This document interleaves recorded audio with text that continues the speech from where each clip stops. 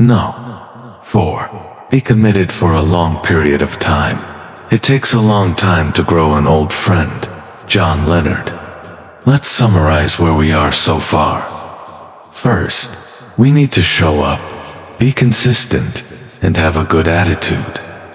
The fourth slight edge principle is to practice these principles for a long period of time. Just as a farmer has to wait a full season to reap his harvest, you must do the same. In my opinion, this is the hardest principle for our microwave and fast food culture to deal with, because we want instant results now, not in 120 days or a year from now. Showing up consistently with a good attitude for a short period of time isn't going to cut it. You've got to show up consistently with a good attitude, being patient and persistent for a long time to create lasting change. There is a great book called Outliers by Malcolm Gladwell that illustrates this point perfectly. There is a chapter in the book where he brings to light his research into some of the most important industry software and manufacturing giants, educators, the military, and how many hours go into making a product good enough to where they are ready to sell it on the open market.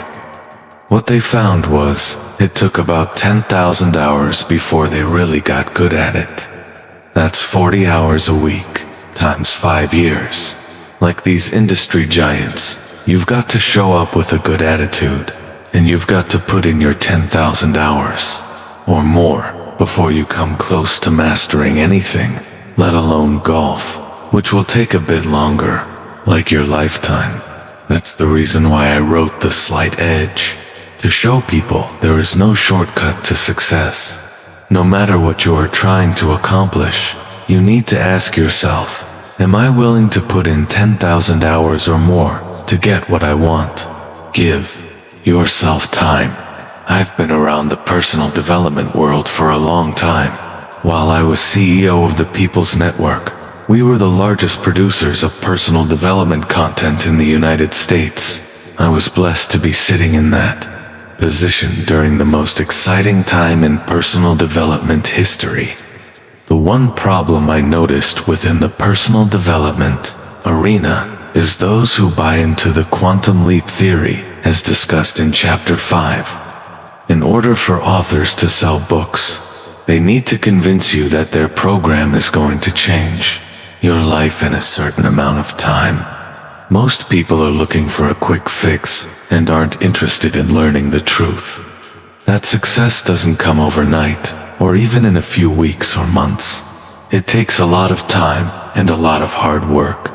Take the story of the Slight Edge reader, Trey Honeycutt from Victorville, California.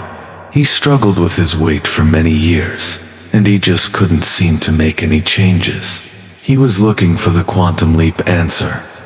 2 days after finishing the book, he decided to put the Slight Edge to the test. Over the course of 40 weeks, he lost 60 pounds and got in such good shape that he became a personal trainer and started teaching the principles of the Slight Edge to his clients. You see, he didn't have to starve himself on some fad diet or exercise for hours like they do on The Biggest Loser.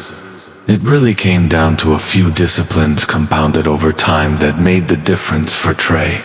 Once successful people find something that works, they repeat that action over and over again with a good attitude over a long period of time until they are successful.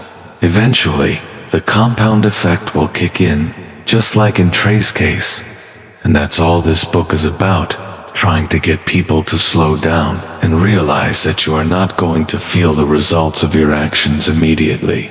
In fact, by the time you feel the results, you have already done most of the work. The problem is that most people are not willing to show up consistently and stay in the game long enough with a good attitude for a long period of time, because they have the wrong philosophy. The problem is that most of these 90-day programs, to a better you, don't give you enough time to build up a belief level in yourself that you can continue past the 90-day time period. By committing to things that are manageable to implement every day, you greatly increase your chances of success. As discussed in earlier chapters, I tell people to simply read 10 pages of a good book a day, not just for 90 days, but for 250 days. I'm giving you 115 days off because I'm a nice guy. If you show up every day and read 10 pages, that'll be 2,500 pages by the end of the year. That's about 10 books. And if you are reading the right stuff, it's not only going to help form your philosophy, but it's also going to shift your attitude, is it not? You see, what most people do is they read a book, and then they don't go back and read it again. You'll learn so much more the second time around. Give yourself more time, and you will be impressed by how much you retain by taking your time to get it right, and to learn from your mistakes. No. 5. Have faith and a burning desire. There is one quality which one must possess to win, and that is definiteness of purpose, the knowledge of what one wants, and a burning desire to possess it. Napoleon Hill, of the 500 most successful people who Hill interviewed in Think and Grow Rich, the number one commonality among them was faith, along with a burning desire. Desire is what gets you up early and keeps you up late. It's what keeps you motivated to press forward when adversity hits.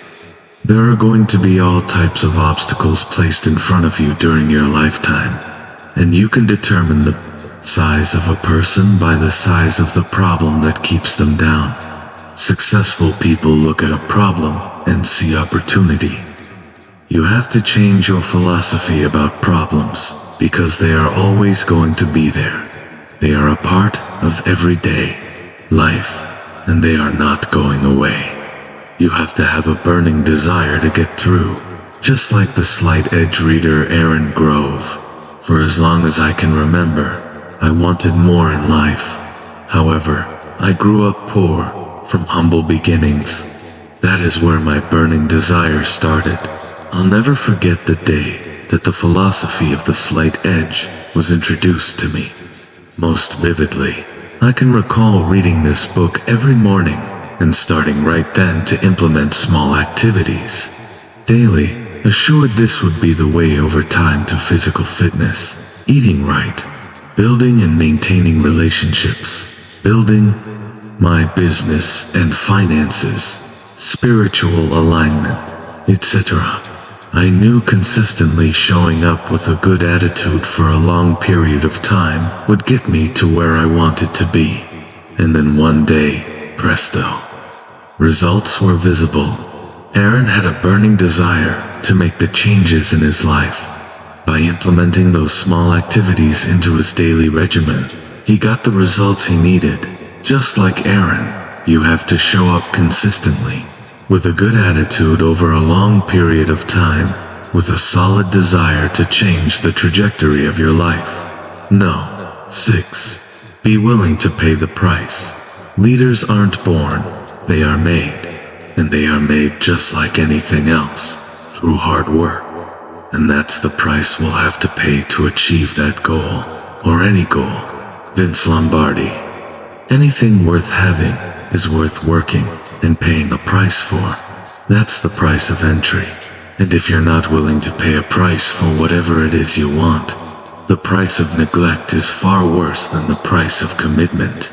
In Chapter 10, we will get into this topic in a little more detail, but I would like to preface this principle here first. Years ago, it hit me that if I didn't choose to do something to become successful, I was going to become unsuccessful for the rest of my life. Think about that. If you don't figure out something to be successful at, you have to be unsuccessful at it for the rest of your life. In other words, the price of neglect is pretty brutal. The price of committing to something, showing up consistently, with a good attitude over a long period of time, while having faith and a burning desire, and being willing to pay.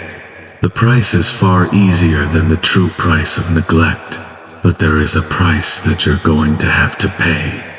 I'd like to introduce you to Pablo Felix, who I think is one of the best examples I can find of someone who was willing to pay the price for what he wanted. Pablo had one slight disadvantage. He has been deaf since birth. Slight edge principles have been instrumental in both his business and personal life. Here is his story. Unfortunately, my parents did not realize that I was deaf until the age of 6. When I started preschool, I began learning American Sign Language upon entering school and spent many years trying to overcome my language delay. Because my family never learned sign language in order to communicate, I was always left out of family decisions. When a serious family situation came up, I was never even told what had happened. Time and time again, I was given little or no information necessary to make sense of the world because it took too long or was too difficult to attempt communication. As a result of being left out of so many experiences, I developed a sense of not belonging even to my own family. Like most people my age, after college, I got married and started a family of my own. I dreamed of getting a good job and climbing the corporate ladder. I quickly found that corporate America held no place for a deaf person. I was regularly thank you so much for watching. Truly, the fact that you stayed until the end of this video says something important about you.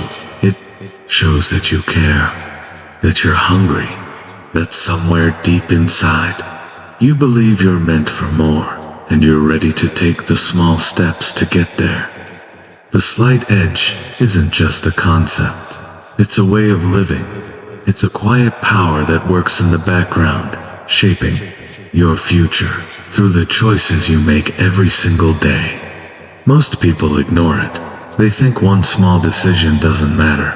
But you're learning the truth that every small decision matters more than you can imagine.